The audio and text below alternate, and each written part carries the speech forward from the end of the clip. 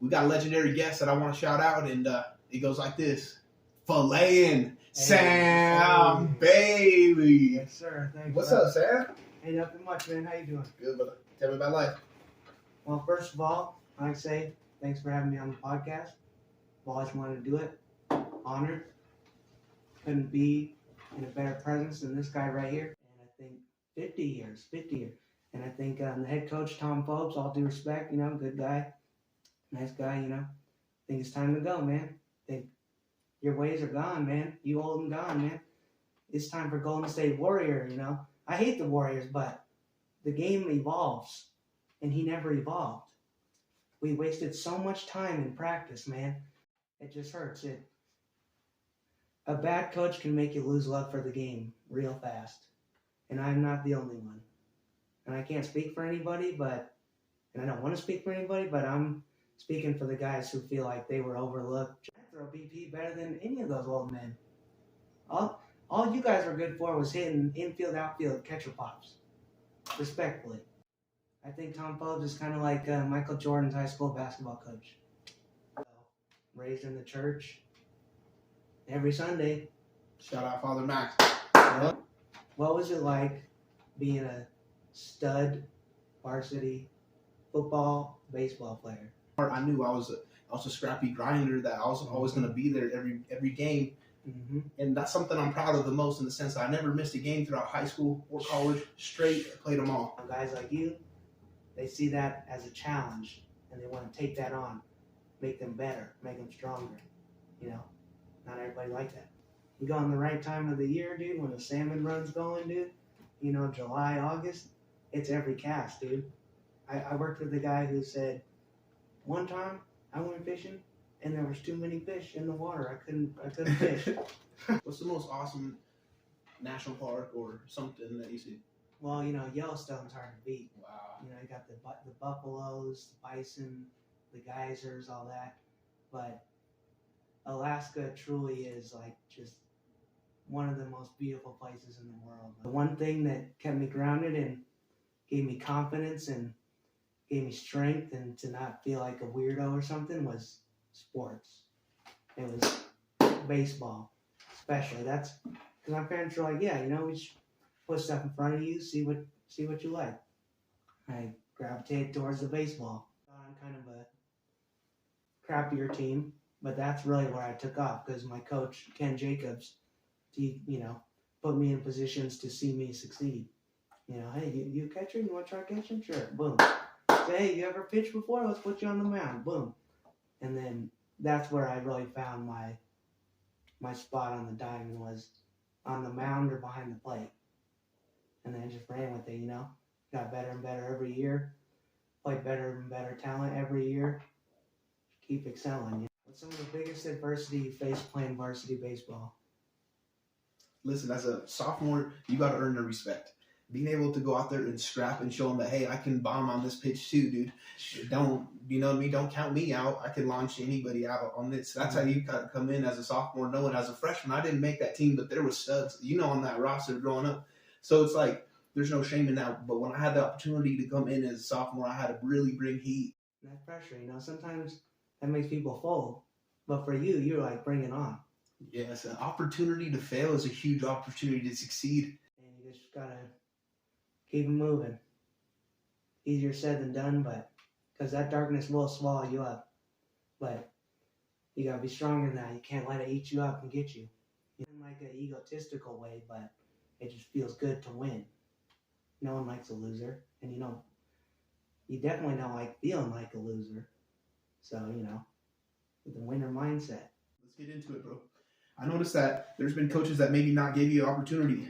And can we talk about a coach maybe that didn't give you a chance that you should have deserved? I came in as a freshman. Freshmen are usually put on the C team. Except for the ones who are usually pretty good. They get put on JV, right? Well, I came in, got put on C team, pitched a game, and now I played club ball, travel ball 3 or 4 years. I've been pitching, it wasn't my first rodeo, So I go in and I deal, 6 innings, complete game, 10 Ks, lit them up, But he said, He said, Sam, maybe next time you could maybe throw a little less strikes. And I said, what? What? Less strikes? And Coach Adams, you know who you are. I love Longmont baseball. You know, I bleed blue. I'm a Trojan. You know, True. rep the Mont. You know, Right. but I believe that it's time for Longmont baseball to get some new blood in. I just don't think that they want to win. I think that the varsity level coaches in Longmont High were very mundane. They could not connect with the players. They knew the stars, but you'd have to be a fool to not know a star standing right in front of you. You know, of course, the cream, the top, you know, of course those guys, but I just feel they were not very good at filling out the rest of the team. He preached defense, but he overlooked the key parts of defense in baseball, which is pitching. We had a lot of great talent come through Longmont High. This guy's class below, class above, all studs, you know? And I just think that it's a shame that Tom Phobes, Josh Law, not going to name other guys, but Tom Phobes, Josh Law, you know, I think they misused a lot of talent. I was a JV All-Star. Shout out my homie Tyler Dirt Pettibone. Dirtbone. Right there. JV All-Star. Josh Law was the JV head coach. And, you know, I just think that even if you went 3 for 4, 4 for 4, pitched a complete game, shutout, there was just this level of you are less than. You're not varsity. You ain't it, buddy. You can keep coming back playing JV, but you ain't going to make it to the next level. But I could deal, man. Don't get it twisted. I could deal, you know. I came in pitching fastball, curveball, changeup, 2-seam, 4-seam. You didn't teach me anything. I didn't learn nothing from y'all. I learned more playing travel ball, going to Nebraska, going to Arizona, playing with guys, with coaches who loved you and wanted to see you succeed and shine and wanted to win. And it didn't matter what you looked like. At the end of the day, you get that dub. That's all that matters. They're stuck in the old times, Honus Wagner baseball, you know. I would say, you know, I worked hard freshman, sophomore, junior year. I played my ass off. I gave it my all. I left it all on the field because that was my life, right? Junior year, I finally get a chance. Varsity made it to playoffs. They got a bid. All right, you know what, Sam? You can swing up with us. You know, you can be bullpen. You know, you never know, baby. You never know. All right, Sam, get up again. Warm up again. We're gonna bring you in. All right, coach, I'm ready. You know, bring in the up. No, sit down, Sam. Sit down, boy. All right, let's see. Second base. Come on, pitch. I'm like, oh, okay, well, all right. And then, you know, a couple more runs. Dink, dink, dink, you know. All right, Sam, get up again. You know, come on. We're going to bring you in. Finally this time, we're going to bring you in. No, sit back down. Oh, we lose like 17-13, man. And that was just, it hurt, you know. Just getting looked at, it was almost like I was getting teased. Like, yeah, come on, you're up. Oh, no, we're just kidding. You're a baller and you didn't let that deter you, but it's important to share that story. Yeah, and I'm sure I'm not the only one with that story, you know. But it's just a shame. I just want to see Longmont win, man. Whatever it takes, you know. I wish I would have got an opportunity to get in there. You know, test my skill against the highest level of high school baseball. Because when I came in to high school, I was playing with all the kids who ended up on varsity their first or second year. Looking back at it now, I wish I could have said, hey guys, can you tell the coach that we all played together for years? Like, I balled with y'all. You believe in yourself. What does it mean that somebody else doesn't believe in you? It just hurts, man. It's like, man, I know I can do it, but true. Like, you don't think I can do it? Like, or even like, man, you don't believe I can do it, but I've shown you I can do it. I've gone out there and I've done the thing, and you still find something negative. Teach these kids life lessons. Teach them what not to do.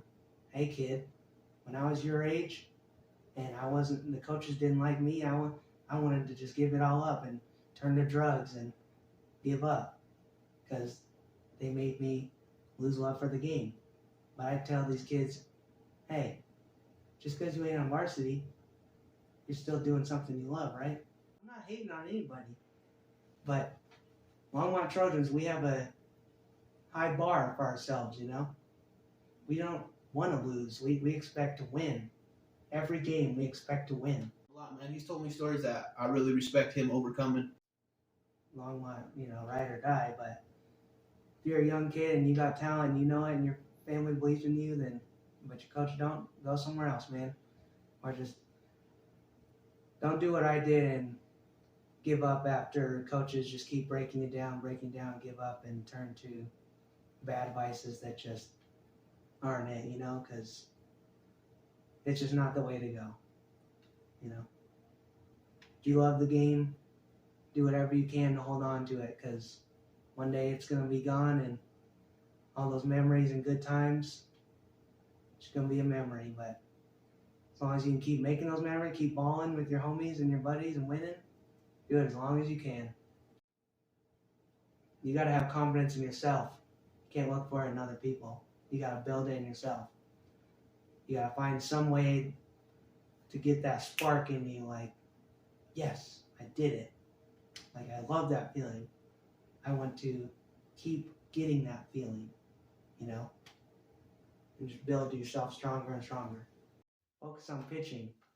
The kid who looks kind of goofy, he might be all right. He might be able to deal. True. The tall, fat kid who, you know, doesn't look like a shredded beast might be able to get you a single every game consistently, you know? There's diamonds in the rough, but you don't even look in the rough. You've been a great friend. You've looked out for me a lot of the years. And, dude, I wanted to give you an opportunity to come and say your piece because you know what? In life, I feel like everybody deserves an opportunity. Filleting Sam Bailey.